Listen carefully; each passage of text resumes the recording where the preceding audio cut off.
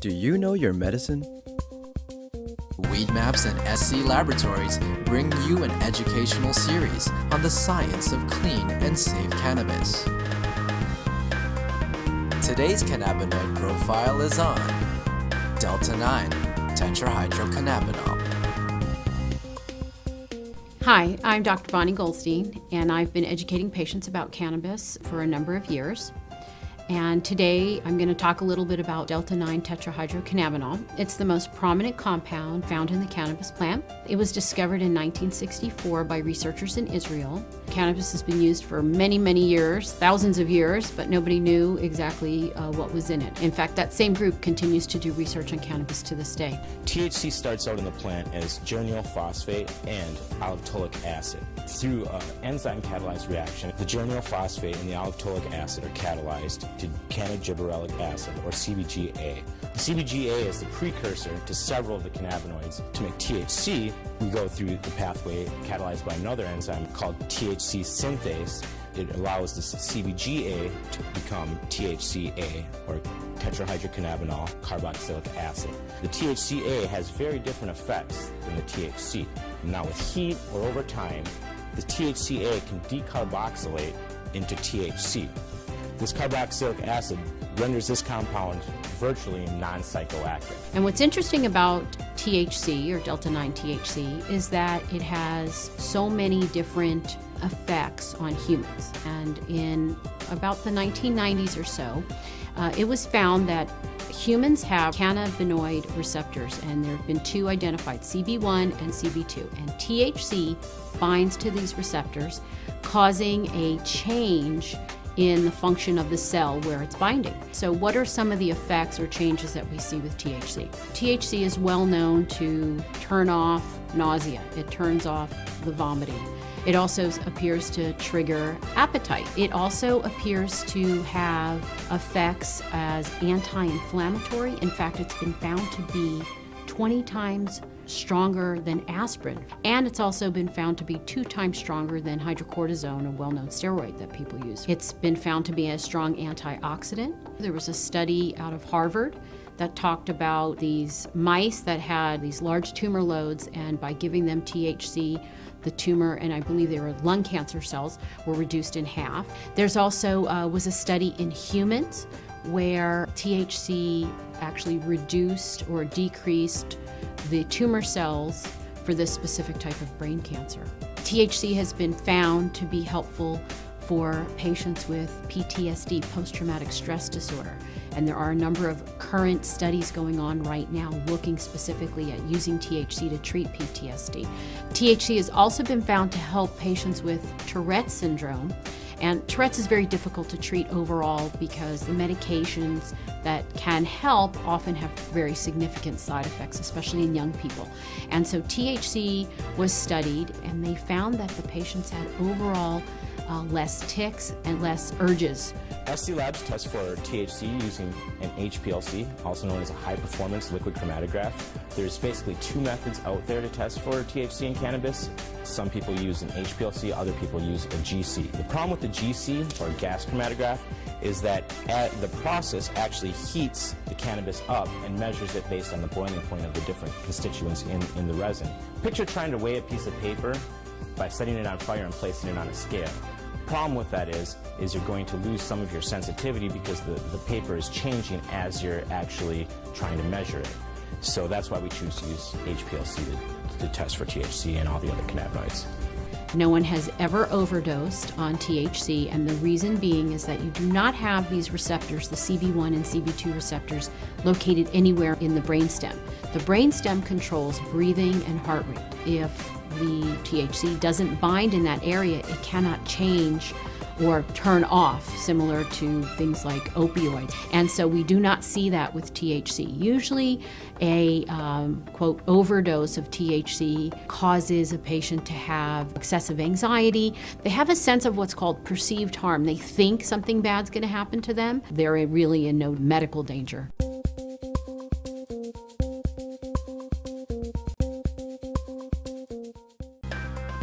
Today's cannabinoid profile is on tetrahydrocannabinolic acid. THCA is another cannabinoid found in the cannabis plant. THCA stands for tetrahydrocannabinolic acid. Cannabis actually produces carboxylic acids as opposed to the non-acidic forms like THC. So when you hear of THC in plants, there's actually very little THC in plants. It's mostly THCA. THCA is actually not psychoactive. With heat or with time, the THCA will convert into THC, and that's what's psychoactive. So when we smoke cannabis, we're smoking THCA, but the heat is actually turning that THCA into THC, and that's what's giving people the psychoactive effects that we come to expect from cannabis. THCA has been found to have its own medicinal properties in that it's anti-inflammatory and it appears to modulate the immune system, meaning it can suppress it or enhance it. What's interesting about THCA is that it can be measured by medical cannabis testing, and it does allow for a patient to know the total amount of THC that's in the plant. So usually when one gets their medical testing results on a certain plant, the THCA will be expressed in percentage. And let's just say it's about 16%, and then the THC may be in a very small amount, but overall added together, that's what gives you the potency of THC. We have a drawing of basically the synthetic pathway that THCA takes. So we start out with geranyl pyrophosphate and allitolic acid. They combine to form what's called cannagibberellic acid, another acidic cannabinoid, and the cannagibberellic acid, or CBGA, basically folds in upon itself and form rings, which gives us the final structure using the THCA synthase enzyme to form THCA. And THCA we have down here is very similar to THC. The only difference is this carboxylic acid group that's attached to the THCA. So when heat occurs or over time, that carboxylic acid will release as CO2, and we'll be just left with THC. Now, interestingly, when one tests medical cannabis in a lab, there are different methods, and the method that many labs use is called gas chromatography. Now, unfortunately, gas chromatography requires heating up of the plant, so what happens is the THCA actually gets decarboxylated in the lab. And that's why we use HPLC, because we feel that the acidic cannabinoids play a very important role, and knowing the ratio between the THCA and THC is important for judging the quality of the cannabis as well as the effects the cannabis is going to have on the patient.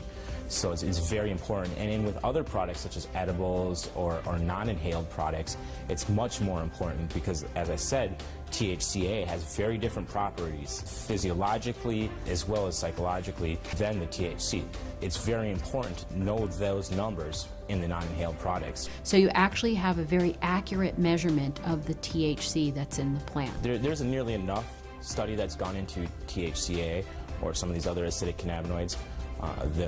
The studies that have been done show very great promise in the possibilities of these acidic cannabinoids and different administration routes and stuff like that. So hopefully with the work we're doing here at SC Labs, bringing awareness of these compounds and showing people what compounds are actually in their medicine, will bring about that awareness, and we'll be able to inspire people to pick up the torch and carry it further and get this research done and start finding out exactly what benefits these compounds can have. But there needs to be a lot more research.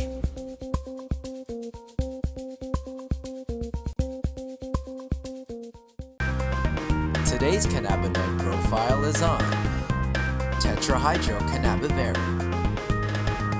THCV, or tetrahydrocannabivarin, is another cannabinoid found in the cannabis plant, and it appears to have an interesting reaction with the CB1 receptor. At low doses, it blocks the receptor, and at higher doses, it binds to the receptor.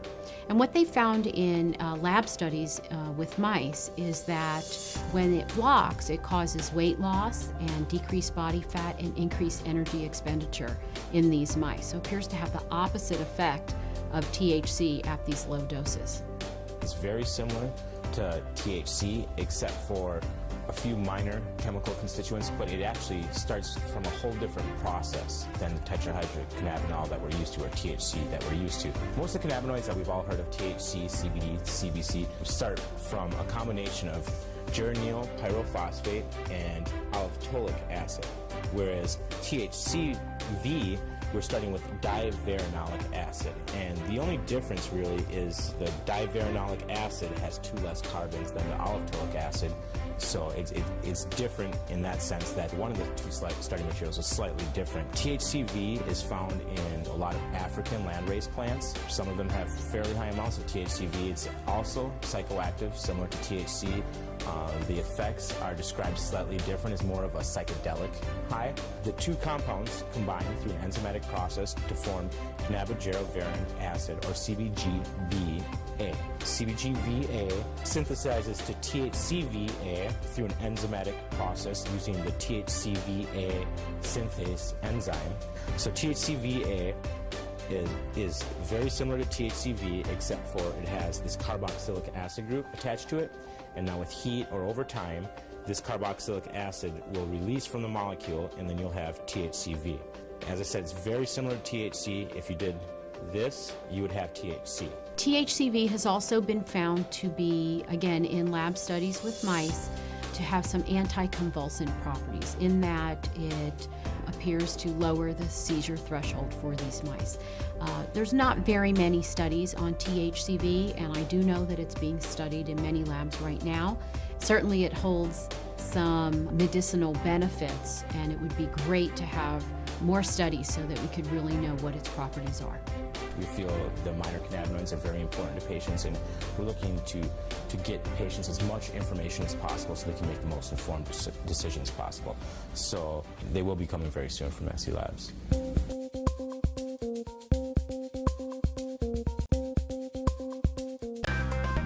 Today's cannabinoid profile is on cannabidiol. Cannabidiol, or CBD for short, is the second most prominent compound found in the cannabis plant. A lot of the medical benefits of cannabis that are attributed to THC or other cannabinoids are actually due to the CBD content of the cannabis. It has very strong anti-inflammatory properties. And not only does it help suppress inflammation, but there was a study that showed that it also helps the body to not make the chemical that causes inflammation. So it actually has somewhat of a preventive role. Cannabidiol has also been found to have anticonvulsant properties in that it can reduce the seizure threshold for a number of patients. I've had my own patients who have said that once they started using CBD-rich strains, they have found that they have had less episodes of their seizures. CBD is synthesized in the plant through the same pathways as THC, CBC. It starts out as geranyl pyrophosphate and alloptolic acid. Those 2 compounds join together through an enzyme-catalyzed reaction. Cannabigerolic acid, CBGA, is the starting material for CBDA, THCA, and CBCA. So CBDA synthase, if it's found in large enough amounts, will take this cannabigerolic acid and make it into cannabidiol carboxylic acid, which is CBDA. CBDA is CBD with a carboxylic acid attached to it. Now, with heat or through time, this carboxylic acid will naturally release from the compound as it's very unstable and become CBD. This process right here, where we lose this carboxylic acid, happens at about 80 degrees Celsius. A number of studies were done where they actually gave patients an overdose of THC to see what would happen when they then added CBD. And CBD completely turned around the negative effects of an overdose of THC without changing the levels of THC in the blood. So that means that CBD exerts its own medicinal, just doesn't reverse THC, it actually has its own medicinal properties. CBD has been found to cause cancer cells to what we call commit suicide while preserving the normal cells. And what appears to happen is it appears to bind to the receptors on the cancer cells, which then induce the cancer cell to kill itself. Cannabidiol has also been found to be what we call biphasic in terms of sleep. So at low doses, it's what we call alerting. It kind of keeps you awake.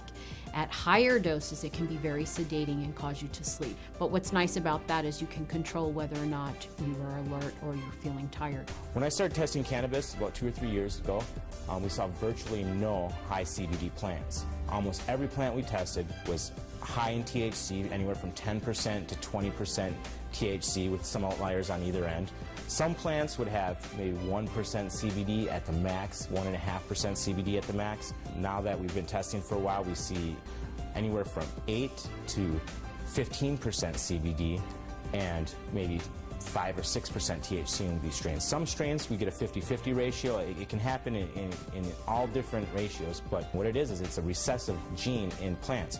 So we have breeders have to actively go and try and breed this back into these plants and find these high THC plants that might have that high CBD gene locked away and breed them together and see what they find. And really the only way you can know if it's high CBDA is testing. With testing and growers or breeders having access to that knowledge base, we see them coming back and reversing some of the trends of the last 30, 40, 50 years and breeding the CBD back into the plants. Now, there have been a number of studies that have looked at cannabidiol, CBD, exerting a protective property to damaged neurons. And it appears that in the studies, CBD protects the nerves by inhibiting the process by which nerves are damaged. CBD has also been shown to protect against brain injury. When patients or lab animals have had a brain injury, CBD appears to protect the brain from damage that occurred to the nerve cells. The studies have shown that it can actually fight MRSA, which is methicillin-resistant Staph aureus, a notorious bug that is resistant to a number of antibiotics. A topical application of cannabis was able to fight the infection, and the MRSA was eradicated from that infection site. SC Labs tests for CBD with a high-performance liquid chromatograph, also known as an HPLC. There's 2 different ways you can test for cannabinoids. It's either with an HPLC or with a GC. If you hear of someone testing with other methods, it's probably not a scientifically validated method. But the problem with the GC is that the GC uses heat to test for these cannabinoids. And as I said earlier, all the acidic cannabinoids are very sensitive to heat. So the GC can give you no information about the acidic cannabinoids. It can only tell you about the non-acidic cannabinoids. The heat is decomposing these compounds. It's definitely decarboxylating all of them. And you're trying to measure it as these compounds are in a state of flux. And that's just, it's kind of fuzzy. So we use the HPLC because it keeps the cannabinoids in their natural state. They're in their liquid state. There's no alteration. There's no heat or anything like that happening. And so we get a much more accurate and a much more realistic picture of what's actually in the sample that we're testing.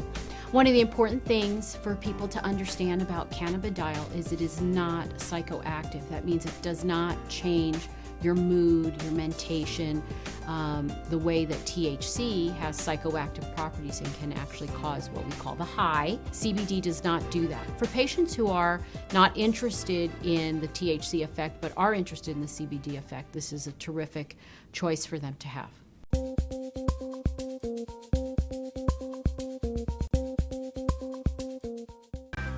In today's episode, Dr. Bonnie Goldstein visits SC Laboratories to take a closer look at CBD.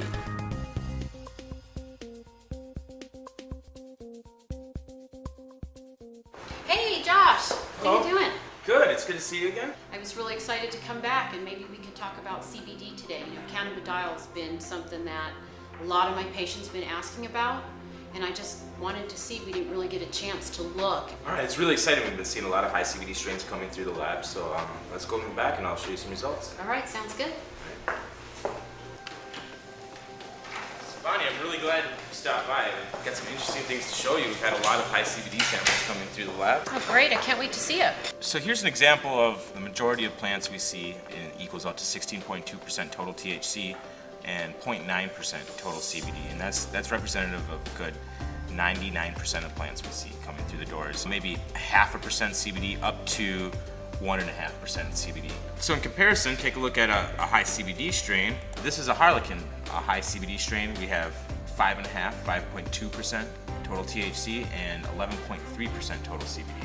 These used to be very rare. We're starting to see them a lot more now. So why is it that the THC is so low? All right, well, before testing, breeders would breed selectively just for THC content. We don't usually see 15% THC and 15% CBD. The plant still seems to only be able to make so much resin. Well, and I know from scientific studies that I've looked at that CBD is not psychoactive. So for a person who is got some inflammatory condition or some type of other illness who wants to use medical marijuana, they may find that if they're a person who doesn't want the effects of THC, that a high CBD strain is going to give them that medicinal effect without giving them the euphoria or lethargy or whatever it is that they get from the THC. Let me see who that is. Hello? Oh, she's here. Okay, great. Just so happens, I think we have a guest who might be very relevant to the conversation we're having right now. Let's great. Let's go talk to her. Sarah. Hi. It's great to see you again. You too. Bonnie, this is Sarah Russo from Project CBD. Oh, hi, great to meet you. You as well. So tell me all about Project CBD, Sarah. Well, Project CBD, we're an educational news service, and we focus on the reintroduction of CBD as a news story. Over a year, we've eventually seen that dispensaries have begun carrying it and patients have begun using it. They, really like an option that's more functional. They can carry about their day. So, I've done a lot of reading about CBD, and, you get kind of amazed that something could have so many benefits. And so the things that I've read about is it's, anti-inflammatory, and I've actually seen that with my patients. Anti-anxiety, has anti-psychotic, and also can balance out if somebody has too much effect from THC, it will balance out the THC effect. Neuroprotection and anti-convulsive, anti-emetic, anti-spasmodic, it stops spasms. I mean, it's amazing that one medicine would be able to do so many things. CBD and THC work synergistically, and they both have anti-tumor properties as well.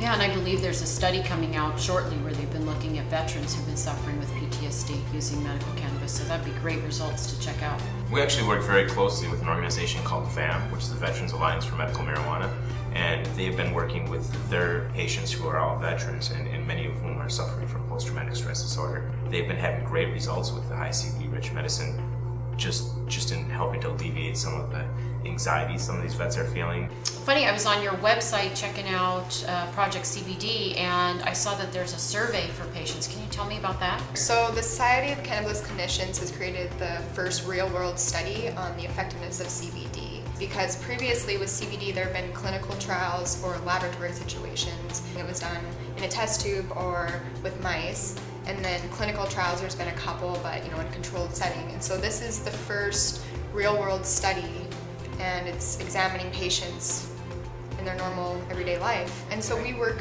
in conjunction with the Society of Cannabis Clinicians, and we promote their survey. And also we encourage patients, anybody who is interested in CBD, to contribute news and information to us. If you're a grower, we want to hear about it. What are you growing? If you have a new strain that's just been tested at the lab, we want to hear about that too.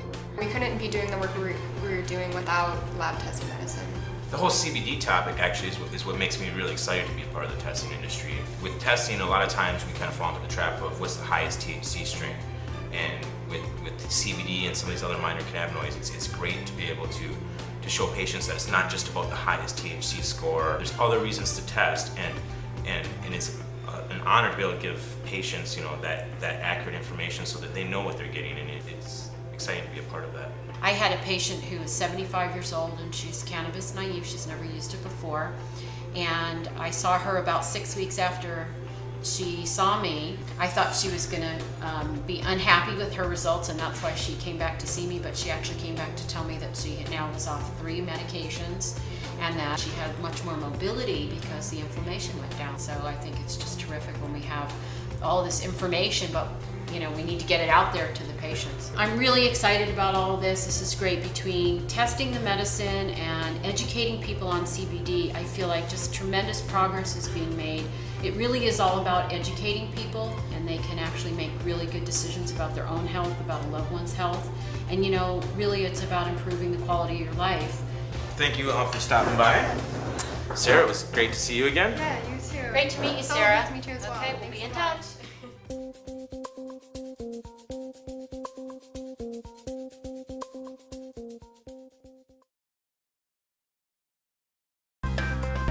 Today's cannabinoid profile is on cannabinol.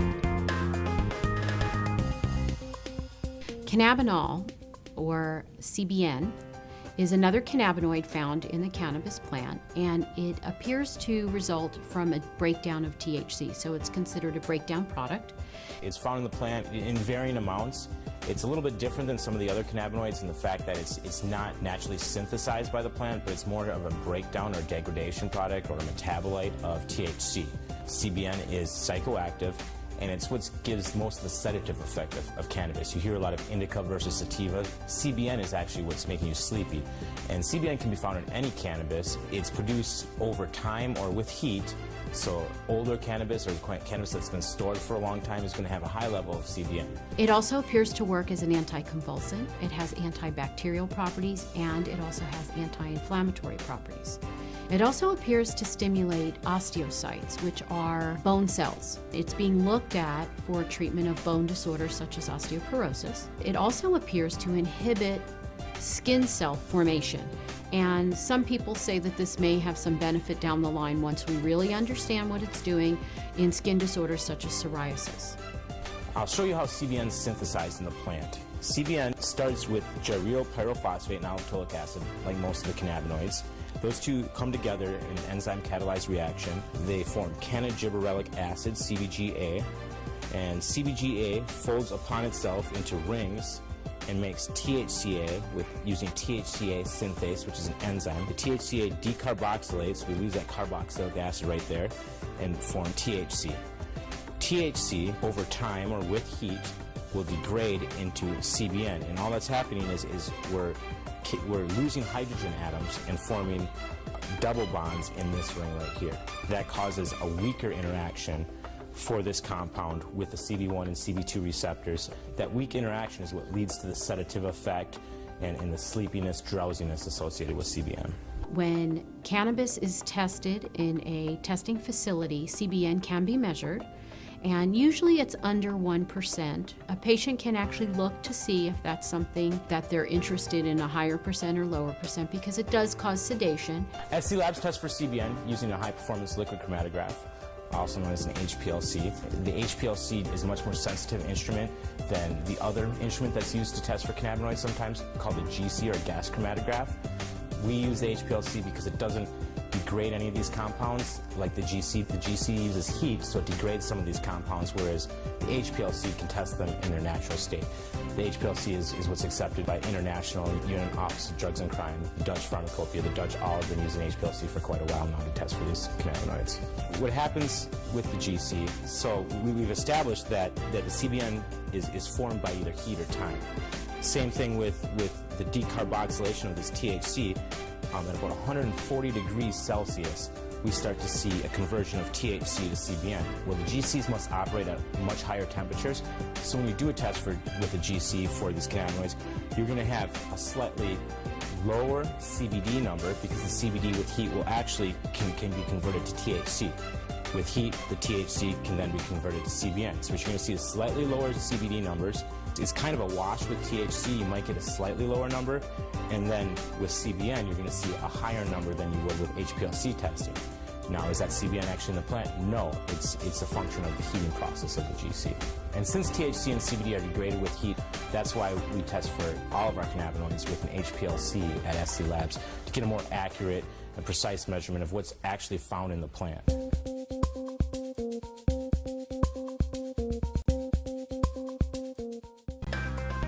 Today's cannabinoid profile is on cannabigerol.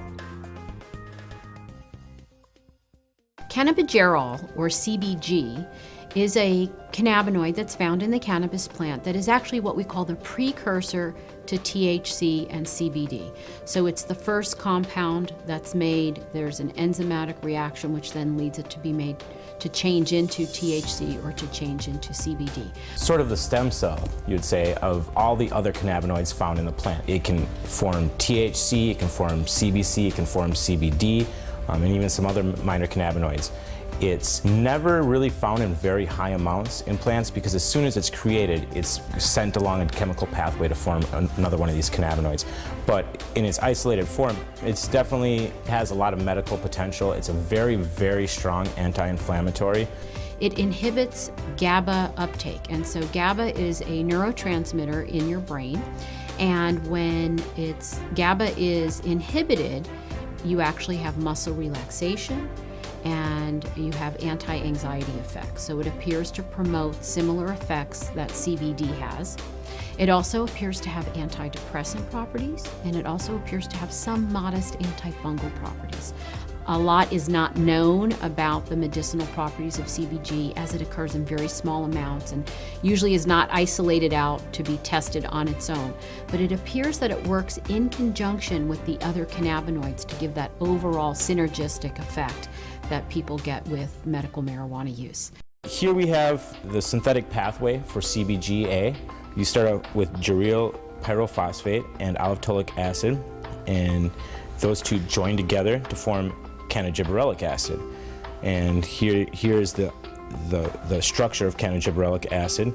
We see the COOH, which makes it the acid. If that were to disappear, then it would just be plain CBG. And we can see this long chain of carbon molecules, which is able to roll up in different ways and roll upon itself and form rings and other structures, which lead to CBDA, THCA, and CBCA. So when we have undifferentiated CBGA, what enables this molecule right here to become CBD or THC or CBC are enzymes. And enzymes are sort of helpers to help catalyze these different reactions that have to occur in plants and animals. Normally chemical reactions occur under extreme conditions. Lots of heat, very acidic conditions, very basic conditions. But in the body we have these enzymes which sort of grab the molecule, in this case CBGA, and kind of form it into the new molecule and make that energy that it takes to form the next molecule much lower than if it were just by itself. So the enzymes become the limiting factor or the decision maker in what is formed next. If the plant makes a lot of THCA synthase, then we're going to get a lot of THC. If the plant decides to make a lot of CBD synthase, we're going to get a lot of CBD. So the way we can play around with the different levels of cannabinoids is by altering the amounts of these different enzymes in the plant. That can occur through breeding, it can occur through genetic manipulation, whatever it may be. With the legal restrictions placed on cannabis and other restrictions, there hasn't been a lot of real good research done on CBG and these other minor cannabinoids. Hopefully with the work SC Labs is doing, we'll see more breeders and more cannabis patients and more researchers all take note that there's more in cannabis than just THC, and some of these other compounds are very, very interesting compounds. They're all bioactive, so hopefully we can help spur some of that knowledge and to really finish some of this research that needs to be done and unlock some of the mysteries of these minor cannabinoids.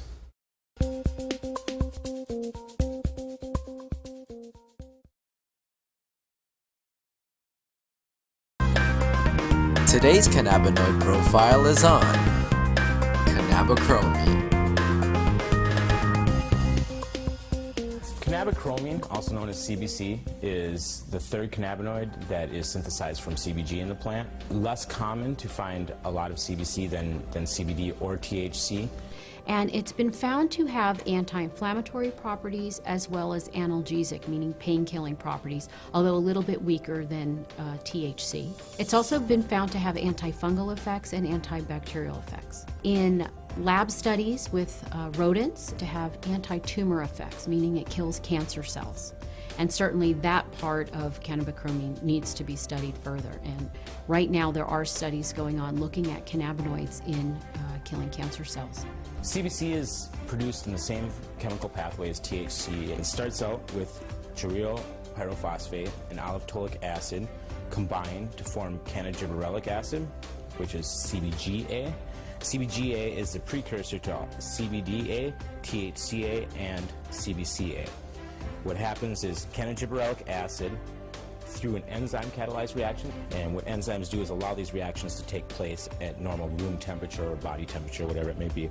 And what happens here is the cannagibberellic acid is going to fold over upon itself, and this carbon atom is going to attach over here and form CBCA. And what makes it an acid is this carboxylic acid group that's attached to it.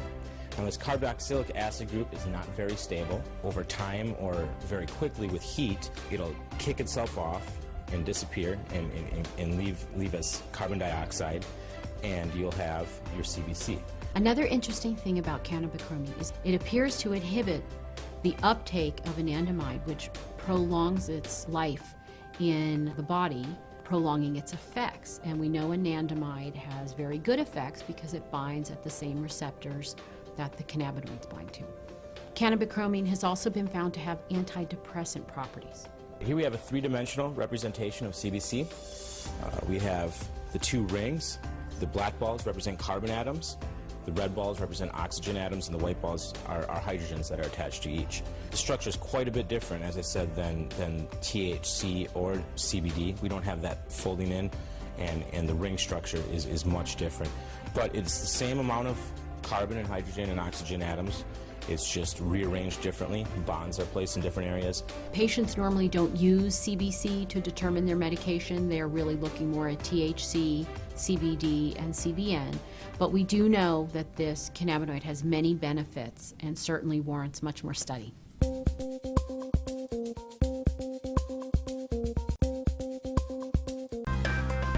Today's cannabinoid profile is on terpenes.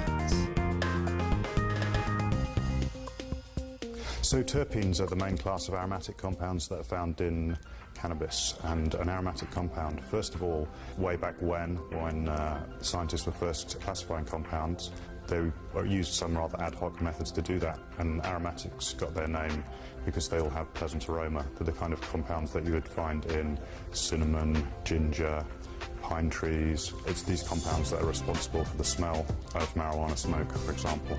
The cannabis plant produces several terpenoids that, give it, you have cannabis plants that smell like bubblegum, grape, lemon, spices. So cannabis is really an interesting plant in the fact that it can produce a wide range of terpenoids. The main terpenoids in cannabis are myrcene, limonene, caryophyllene, and pyrene.